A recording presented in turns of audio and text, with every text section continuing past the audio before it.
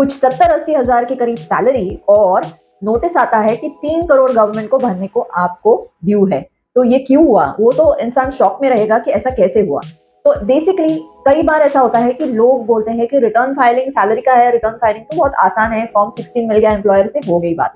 लेकिन वो कई गलतियां करते हैं जब वो खुद से रिटर्न फाइल करते हैं या किसी अनप्रोफेशनल इंसान से रिटर्न फाइल करते हैं, और फिर उसका भुगतान जो होता है वो काफी बड़ा होता है। तो बेसिकली फॉर्म 16 भी अगर आपको मिला हुआ है, आपको सिर्फ ITR 1 भरना है, सैलरी रिटर्न है, फिर भी कई सारी चीजें आपको ध्यान में रखनी होती है जो बेसिकली आपको इन तकलीफों से, इन असेसमेंट प्रोसेस से या इन पेनल्टी से बचा सकती है। अगर आप सैलरी रिटर्न फाइल कर रहे हो तो ये गलतियां बिल्कुल भी मत करना। एक चीज तो आपका जो फॉर्म 16 मिला है, क्योंकि 25-26 के लिए फॉर्म 16 ही मिलेगा, तो उसको AIS TIS से मैच किए बिना भरना बहुत ही गलत बात है। प्लस आपको 26 AS से भी उसको कंपेयर करना है, प्लस उसके साथ साथ आपको कई सारे अदर इनकम भी होते हैं जो आपको ऐड करने होते हैं। तो अदर इनकम्स की भी लिस्ट निकाल लीजिए और उस लिस्ट के हिसाब से क्या आपने अदर इनकम उस फॉर्म में भर दिए है। अगर अदर इनकम नहीं दिखाया है तो आपको बहुत परेशानी होगी, क्योंकि वो मिसमैच आएगा।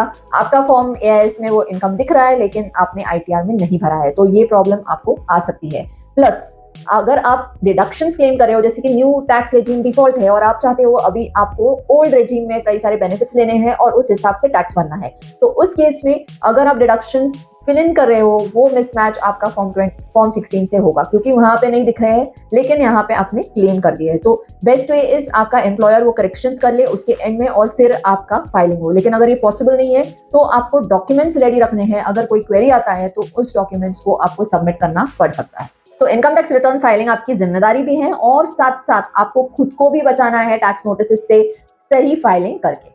तो ड्यू डेट है 31 जुलाई ITR 1 और 2 की फाइनेंशियल ईयर 25-26, ये आखिरी ये रिटर्न होगा जो आप फाइनेंशियल ईयर के हिसाब से भरोगे, आगे चल के उसको टैक्स ईयर बोलेंगे और उस हिसाब से फाइलिंग होगा।